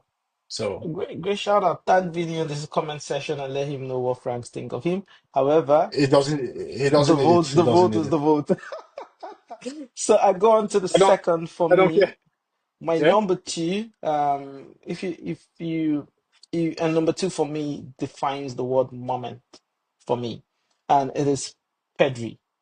Um, Okay. Pedri Okay. made it to my number two because he's the guy that Oh, just so there's no space for your Ballon d'Or favorite Rafinha on this list. I haven't said my number one. You never know, Okay. so stay tuned. Follow us to the end of this. Follow us to the end You of know, this, and you find out who my number one is. But for no, now, it's I can guess who your what number one because I believe we have the same guy and it's not Rafinha. So that's well, interesting. stay tuned, guys, and you find out. But for my number two, it is Pedri. And why Okay. is it Pedri? Fair shout. Why is it Pedri? It's so I feel like this is the guy who, when you think of moments, when you think of brilliance, when you think of individual, collective, leadership, he does all of these things differently from how we've expected that it should be, or from how we think it should be. For example, when people hear leadership, they expect it to be the vocal guy, and no disrespect to the Van Dijk and the Ferdinand, and those are good styles of trying to Henderson. lead. Yeah, Anderson. Henderson. Those are good guys that also lead in their own right. But Pedri is more like a leadership that you can most likely compare to the Iniestas and the Messi, where they would take the team out of the sticky situation without necessarily being the most vocally expressive individuals. And then you think about how he pulls the game together. Just for the most recent outing on the Barcelona shirt, when Lewandowski scored and every other player was either running to Lewandowski or returning back to their position, guess what Pedri was doing? Pedri was going into the net, picking the ball and taking it into the touchline and there was a conversation between him, and you can check it. It's there for you to see. Yeah, Pedri yeah, was yeah. going on there, getting the ball, going back into the starting into the center part of the Okay. park, and having a conversation with Rafinha, and we were hearing, let's do it. So he was literally at that point on the 71st minute your team just clawed back a goal against an Atletico Madrid side that was 2-0 up prior to that goal, and you believed and you showed that you actually believe with your performance. That is a guy that I think is interesting to watch. And interestingly as well, there are things I started to know more about Pedro as the season progresses. I didn't know he was an excellent tackler of the ball. I didn't know that he was great at recovering possession. I Yeah, literally just thought he was that guy with the ball on his feet. And then I'm starting to see the number of kilometers he covers in the game. I didn't know he worked that hard. And and yeah. and for all of those reasons, I'm like, I started to watch particularly to look out for those things. And I'm like, yeah, this is the guy. And this is the guy that deserves more shout out than he's getting right now. But Pedro is my number two. And now let's go for the drum moment and we go for the number one guy. I think I can make a guess, but I would Let's let you do it. you know what? Because I believe we both have the same number one, so let's just say it. Why are you Let's so call it confident of Awan. my But choice? Why are you so confident no, of I my am now. choice? No, You know the guy I is am. it not the guy is this good that everybody mutually No, I am. agree or I am. No, no. See, no, but no, but that's testament to how good or how great this guy has been performing so far. My number one is Yamal. okay. You win is my number one as well. Oh, exactly. So look, I think it's, I think it's probably he will be on most people's number one right now because what that guy is doing. Because, and I'll try not to mention his age or mention Messi's name in this because I feel it's there's no put down on him right now. So but I feel what he's achieved, what he showcased in recent months for Barcelona and Spain shows for me he's truly the best player on the planet. He's the best footballing player right now in the world. I don't need a Ballon d'Or award. I don't need any Champions League or trophies or goals or assists to determine that. I feel you just need to watch him. You just need to watch him for not even 90 minutes. You just need to watch him play. And the confidence, this confidence, the swagger he plays with is just. A lot of people say Messi, but for me, I see another ex Barcelona, another former Barcelona player. I see Ronaldinho in him. The way, actually, the way he turns with his ball after his first touch, and it's very. As much as I hate Barcelona, and those that know me know I hate Barcelona. Like, but with Yamal, I think I watch Barcelona games for two reasons these days for hate watch and for Yamal. But Yamal So comes it's a first. Where love-hate relationship, right? no no no no You want an unhappy ending to a happy process. Is that what you want? no because I go with this logic. Whatever will happen will happen. But I'm just there to enjoy it. So even if I don't get what I want with a hate watch, and Barcelona are not speaking, Barcelona are losing or getting Hmm. embarrassed, I live with the satisfaction that I've seen Yamal perform for 90 or whatever how many minutes on the pitch. But even if it's 10 minutes, like the goals, the creation of chances just is on another level. And I feel this is I hope at some point Barcelona protect him because we've seen this story before with certain players at this young age where you show how great you are, they start coming for you different ways. So I expect that to come. I expect him to have challenges in the future, be it physical health challenges like injuries per se, or even other things outside football. I hope he gets protected by the system and Barcelona. But I feel when it comes to his football and whenever he talks with his feet, I listen. He's a very, very good football player. Absolutely. I really don't have more words to describe what Yamil Lamal does. It's pure joy. Pure joy. Yeah. I do understand why some people might want to draw a likeness to Lionel Messi, others might want to draw a likeness to Yeah, Ronaldinho, it's but but I actually I see Yamal to be Enema on the other side. I see that quick feet, I see that yeah, flair, I that's see that looking out for other players, I see that if I have to do it myself, then I could do it myself. I see that confidence. I see that I'm just enjoying the football. And also, I and see that fearlessness of I get knocked. I change my boots, and I do it again. Literally, That's I do it that again. for for I think for me that's the sign of a great player where they expect the battle on the pitch, they expect the hard tackles, they expect it. But not only that they expect it, they ensure that those tackles come in. And when they do come in, they get up again, they go again, they do it again, they do it again. And also he enjoys it. Like you see when he's on the pitch, he enjoys playing football. He enjoys Yes. being very expressive on the pitch, expressive on the ball. And you see, like, I don't know how his development is going to go in the next few weeks, 3 months, and few years. But if it goes as it should go.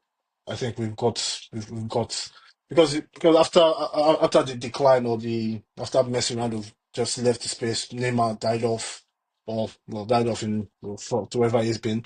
It seems like okay, who's the guy that's gonna come and be the Yeah, but next we've one? had It seems shout out of Kylian, we've had shout out of Haaland, we've had yeah, shout out yeah. Well, of the yeah. likes of those kind of I know. players. But Yeah, but guys like Kylian, guys like Erling Haaland, and Salah, like it's quite notable. Like guys like Erling Haaland and Salah don't appear on either of our lists because as though they are very fantastic footballers, they score a lot of goals, but I don't get entertained when I watch either of them play. There are sometimes where, like, especially this midweek, where when you're on social media or when you're on YouTube, as most people are, you just come across and for me, it's an Eden Hazard compilation where you see Eden Hazard compilation of 10 minutes worth from one game, and you just watch it, you just see brilliance from start to finish. I don't think I would ever, and I've never watched a Salah compilation just to see how he plays football. He's a very unique footballer. He's done amazing stuff, but for me, I don't enjoy watching players that can play. Mbappe, I think one of the reasons why Mbappe did not make it into my list is because his time at Paris, at Madrid is still, and his last 6 months at Paris was a bit meh, and his performance at Euros was also a bit underwhelming at the same time. But this is a player I respect massively and I enjoy watching at the same time. But I think right now, this five I've picked, I just think, for me, are the main guys right now. if And you had I to agree. have if you had to have a bonus shout out, 2 or 3 more players, just a bonus shout out, you're not gonna rank them anywhere. Who would those players be for you? A bonus shout out. One would be um Paul Kubasi. Hmm. As I know, as a Barcelona hater, I surprisingly enjoy watching a lot of Barcelona play. A few Barcelona players Yeah, I'm these starting days. to learn new things, really. No, yeah, no, yeah, Go I on, know. go on. Paul Kubasi is one, and the other one would be Caicedo. Oh, nice. Caicedo. Nice. I know that's a left field one, and that's because obviously what Chelsea Mm-hmm. week in, week out. But whenever, regardless of the results, regardless of what Chelsea are trying to do, I see a player that is on the verge of greatness. He might not necessarily get it at Chelsea because Chelsea are in a bit, Wobbly at the they're wherever moment. they are right. Yeah, but I think it's a player that, and again, I also because I've had this conversation with players with Chelsea fans. There are certain players with Chelsea that not that I want them to go, like, but sometimes again, like sometimes in life, what happens will happen. I have no power to stop it. But there are guys like Caicedo and a lot of people expect Cole Palmer, but I feel Cole Palmer is exactly where he needs to be. He needs this period in his career to establish himself. But I feel guys like Caicedo can go into any club right now, start for any team in Mm. Europe right now. 'Cause that's how good he is. And I also is because I feel it's a bit he's been pigeonholed into this defensive Macaroni like midfielder, but I feel Mm-hmm. there's more to his game than just the defending because he's a very unique player, very unique, and yeah. But and also another one will um probably be what's his name? Probably be Lookman, but you said that already. But another one would be Morgan Gibbs White of Nottingham Forest. Those are some guys that Mm. and I think that's No, another give it's like a rare gem. It's like if you it yeah depends on what you're looking out for in football. It's an interesting. Oh, I wouldn't yeah have thought about him. I wouldn't have thought yeah about him. No, yeah that's interesting. That's interesting. But for yeah. me, if I Well, were to how get about you? Yeah, my three extra notable. shouts would be um Musiala, Yeah. I would So, like Musiala is so one guy that I enjoy watching. I feel bad because I don't watch enough of Bundesliga like I would like to, just because of yeah, the the congestion with the features and some other games, yeah, etc. yeah, Um, and life. yeah, yeah. So, but Musiala is a guy that whenever I watch him, it's just pure joy. He's interesting to watch. For me, it's this close control and ability to navigate tight space. And right His when dribbling he's out of is those a tight spaces, his decision making is almost excellent, right? And the thing is, he's a good striker of the ball. Like um, Musiala can hit you think he is all kind of. though?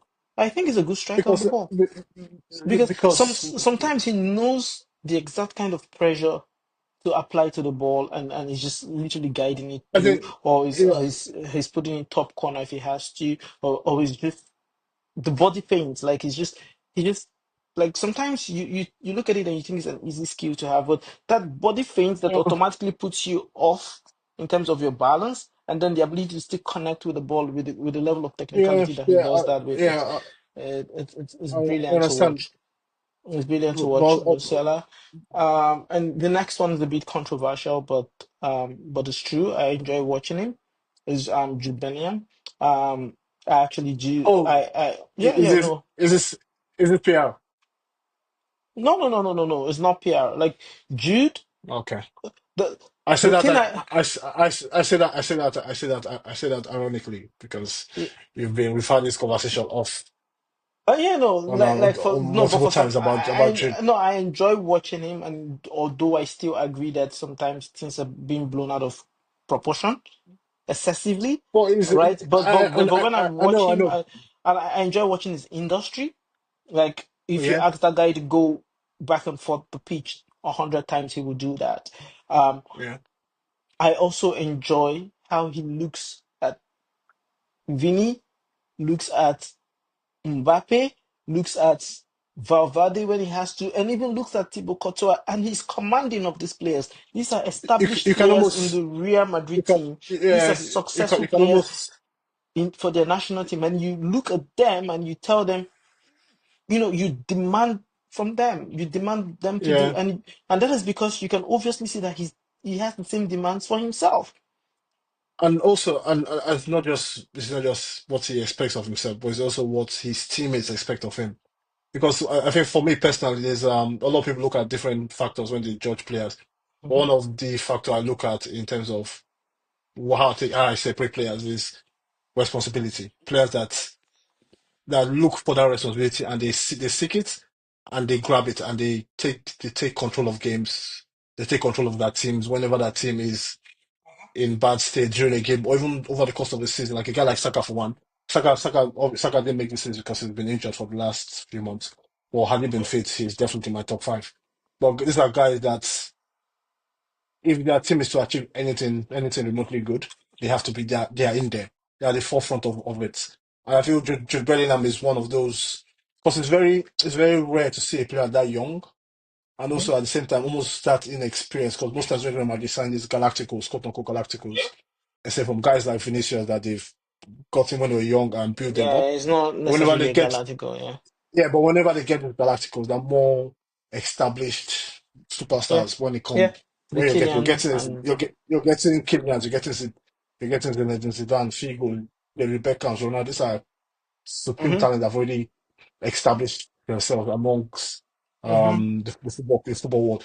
But with Jude Bellingham, Jude is still just even his age at that age is very.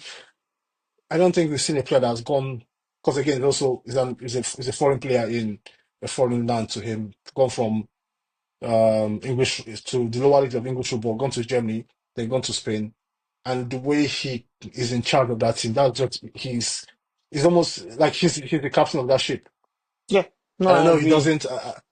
I don't know if whenever if guys like hmm Modric and Vasquez Cabral move on, if he becomes the captain of that team eventually. But I feel he doesn't need an armband. He doesn't need an armband to lead that team. He's that leader in the team there, and that's massive credit to him because a lot of players will when they make that kind of move. It's not because it's not about their talent, but sometimes they tend to shy away from that aspect of football where they just want to go there and try and do what they can do to help the team win. But Jude is there to make sure the team wins.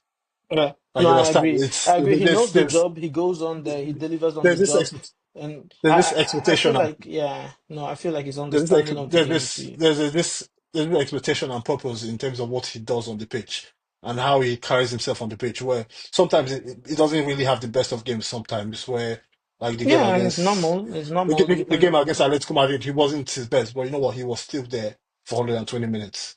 You can see him; absolutely, is he never hides, absolutely. and even for the national team, I believe if England had to ever become, I believe England are close to winning something internationally, and I believe Jude Bellingham will be there with them if they ever win anything going forward. Mm, So absolutely. yeah, that's a big shout. Yeah, Well, no, yeah, that's a but big shot. And that's then the last guy that, unfortunately didn't make it to this list. Again, there were a couple of things that played in my mind why I dropped him off this list. First of all, is I didn't want it to be a Barcelona bias. I had to stay factual on that.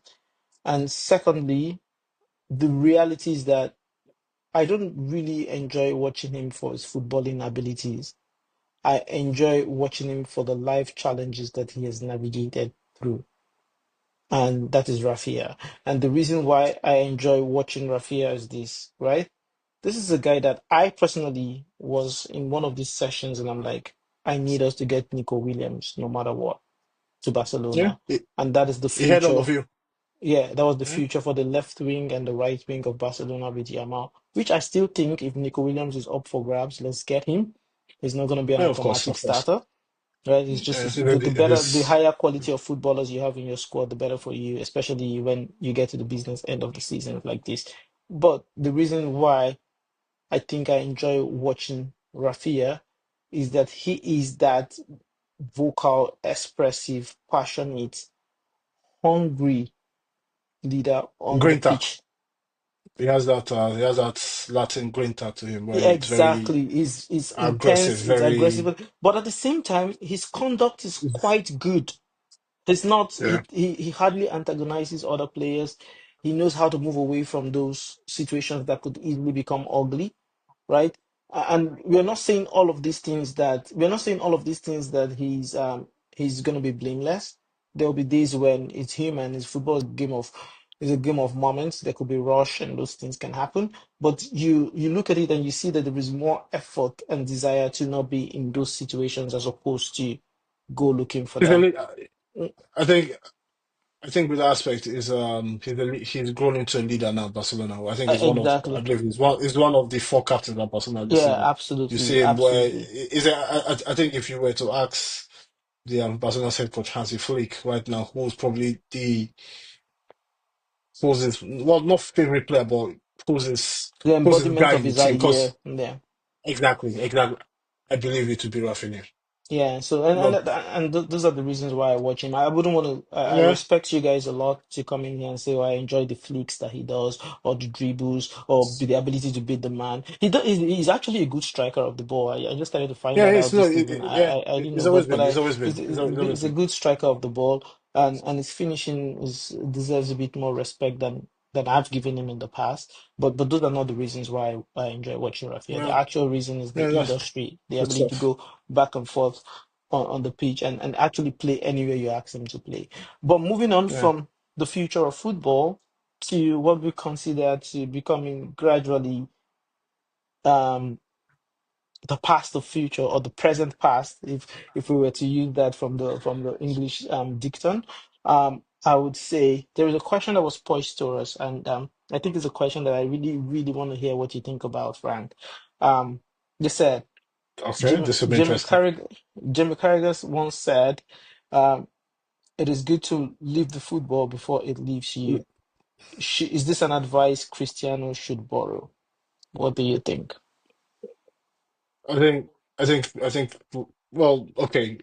Obviously, Ronaldo's in Saudi Arabia doing what he's doing there. That's fine. But international football, Oh yeah, I think maybe this is what this viewer is it's trying to say. yeah, Probably yeah. maybe it's Okay, international football. I don't think, no yeah. disrespect to the It's Saudi League, I don't think a lot of people will be bothered about what he does in the Saudi League. But I think they might be, especially looking at this is coming at an international. um week in the Premier Yeah, Football Week. yeah, Maybe that's this, what, but it wasn't explicit. But please go on. yeah, this is because I think this is also, I don't, I think this is a very, it's funny because I was live at the game the other day, Portugal, Denmark in Copenhagen, Mm, and Denmark won the game. They created a lot of chances. Christian Eriksen missed the penalty, but the Portuguese team that was put out on paper, Pedro Neto, Ronaldo as the mhm. number nine, and what's his name? The guy in AC Milan, Rafael Rafael Leao. Leao. Hmm. Like you see the guys, you see the names on the team sheet. Hmm. You expect something. You expect because these are very good Hmm. players. And even Hmm. the guys in midfield, Vitinha was very good. But from the back line, from the goalkeeper, okay, he saved the penalty. But from the goalkeeper up all the way to Ronaldo, the spine of Hmm. that team, Hmm. Portugal were poor. Like this is for a nation that has always been one of not always they don't always arrive in tournaments with that expectation to win it, but they always Yeah, produce. it's one of the. They've They've always always been one of the they've always favorites, most more yeah often they've than always not. been one of there's been one of those teams that are always there quarter semi final, but they always perform well in tournaments. But what I've seen from Portugal in the last 2 years under Roberto Martinez, and we're seeing it again live on that day. It's bad. I don't understand. I don't understand how you have all these talented players, Hmm. but it doesn't transmit. Because I also understand international football. You don't always get the best of players from that forms do not transmit from club football to international football. But sometimes when you have a collection of players this great, one, two, or three will shine through. Well, Portugal is the opposite. It's and it starts then Portugal like you see Ronaldo playing, and I generally believe like most teams, one of the most important positions on the pitch is the number nine. Because you're number nine dictates how you go about your football. And if Attack you're a wise, very yeah. good, no, even defensively, even because you're a very proactive or intense pressing team, it starts with the number nine. Hmm. So and in both defensively attacking and in transition, everything, Ronaldo was just anonymous for about 90 minutes of that game. And to think this was one of the best players in the world at one point, it just seems because I looked at his age like this guy is because sometimes you forget how old some players are. I looked at it like this guy is 40. Is Like Ronaldo 40 now? no, yeah, it's 40. And like you know what? Maybe Is no, he maybe is he actually 40 or will be 40 in February? Because I know, yeah, it's 40. Yeah, it's 40. oh It my turns 40 this. goodness. Oh And look my goodness. and I asked myself like you know what? This is no longer it's not about what this player was. It's not about this player is right now. And I don't think if I don't believe a 40-year Ronaldo Cristiano Ronaldo helps Portugal achieve anything anymore. Of course, you can always have him around the camp, have him around the squad, even on tournaments. I expect him to go to the next World Cup. But starting games, like even games that's lit, we can say I don't know subjectively. I can't say if this game is meaningless to them or whatever it is. But it's a Nations League quarterfinal. I don't know what significance it plays. By the end of the day, this is where with the World Cup coming soon, this is where you should be finding guys that you can count For your on future. for your future. And I don't think Portuguese future should not and does not include Ronaldo in it. As much as been he's probably been one of the best players they've had in a long time. He served that country fantastically. But at the same time, I think it's time for him to be retired. Could you, Yeah. I'm just thinking, could you think this is the situation of start padding, mileage addition? Hey, please, Yeah, you it end could. up being, Yeah, of course. the most highest capped international player, or Yeah, probably that's keeping yeah, himself alive to keeping himself up and running for the highest scoring male international football. Like, do you think, like, I'm just saying that there's some I agree. personal sentiments to it? I agree. Because as much as Ronaldo is always, we all know who he is. He's a player that's not. I'm not going to say selfish, but he's a player that is not that he chases goals, not just like goals Yeah, on the pitch, but chases like landmarks. He individual chases those kind accolades of and stuff. all those things. Yeah. Exactly. So, what? And I won't put it past that, but at the same time, there's the bigger picture should come into play right now. Where okay, how do we see this going forward? And because at the same time, it's also it's a player like I love the guy so much and I respect him so much, but it's also a shame watching him trying to perform on the pitch at Yeah, this level. It's almost sad even, and I just feel you don't need to always you can do more by doing less. And this is a stage where, like you've seen even in the past, like former Portuguese players, even when Ronaldo was coming through, Figo started to bow out slowly. And I know Figo is not as great as Ronaldo, but you saw guys, they always made space for the new yeah, there was generation of some Portuguese players coming transition through. there and stuff. Yeah, Like maybe. Mm, so, but at the same time, there's also a flip side of this argument where like guys that have because always there's this tag, okay, the next Ronaldo, the next best thing, the next best Portuguese player, but like guys have been expected to come and take over the mantle of the face of Brazilian or Portuguese football, or come and take that spot from him. Is there a question where that none of those guys have been convincing enough to actually dislodge a 40-year-old Ronaldo? Because say for example, say for example, there's a guy like say they your have a guy favorite like guy, Joao Felix. Imagine he was in top form. no, I know, but like, say, no, but say, like, you have a guy like Stop international, teasing. like, say, you have a striker like Isaac, for example, that's slashing it for Hmm. in club football. But Say, you have a they've guy got like a that, that's, striker in PSG, Gonzalo but he's, yeah, and, but that's the problem. They have guys, Gonzalo Ramos, he doesn't start for, Ramos. he doesn't start for the, for a strong PSG team. They have guys like Rafael Leao that he's, on a good day, is hit or miss. They have Joao Hmm. Felix that is basically like a pen that you just give around. And the other guy is Pedro Neto, not good enough. Though a good player, but not good enough. Who other Bernardo Silva? No. Again, so Yeah, I these see are the what guys you that make mean. up. These are guys that make up the team. So if there's again, it's a very funny one because sometimes like because No, but also let's you remember can put yeah, you can put an argument to the fact that say for because it's no example, 'cause- if Gonzalez Ramos knows that there's a yeah, Portuguese number nine position up for grabs, would exactly. he rather move to a club where he plays regular football as opposed And to even if be and okay to be one of the squad yeah, player yeah. in And, in but even if he moves to Paris and hasn't worked out, then he then forces the move away, so he keeps yeah, maintains that. yeah. And because it's quite funny with Gonzalo Ramos, particularly in the last World Cup, I think there was a game where he scored a hat trick Yeah, and they in that benched him the tournament. next game. Yeah, Exactly, and that shows exactly where he is right now. So it's just I find it because I was watching, they were like the Danish team are not. They're a very hardworking team. They have a few good players here and there, but they're but not world beaters. they're not world beaters. And because I feel starting of the Danish team outworked the Portuguese team on the night.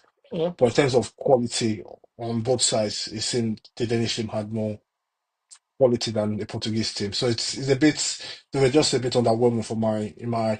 But again, there are many sides of this coin. Is it there are two sides of the same coin of the coin? But is it a coaching problem? Or is it a player problem? is there Or is even a it possibility where or is it a Ronaldo problem? Where because when you have a guy that's so that's he means so much to football. He's giving so much to football. His mere presence alone just is a situation where he just eats everyone up behind him. Like there's no space for other attacking players to breathe when he's on the pitch. And but then again, you can't find out this.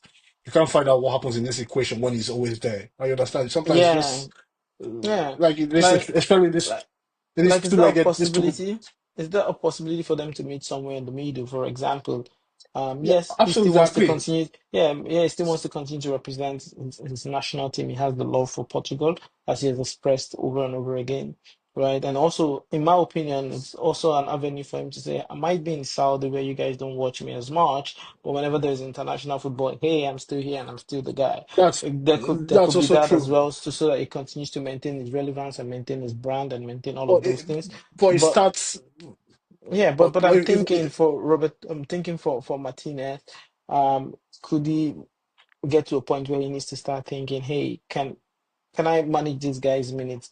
Can I still bring him into the camp, right? but yeah, And I don't know. necessarily have to play him for that long duration. Would the Ronaldo be okay to come in and do a 30 minutes in a game, be it at the end of the game or at the start of the Because game to just yeah, I think there should be something. He needs I think to.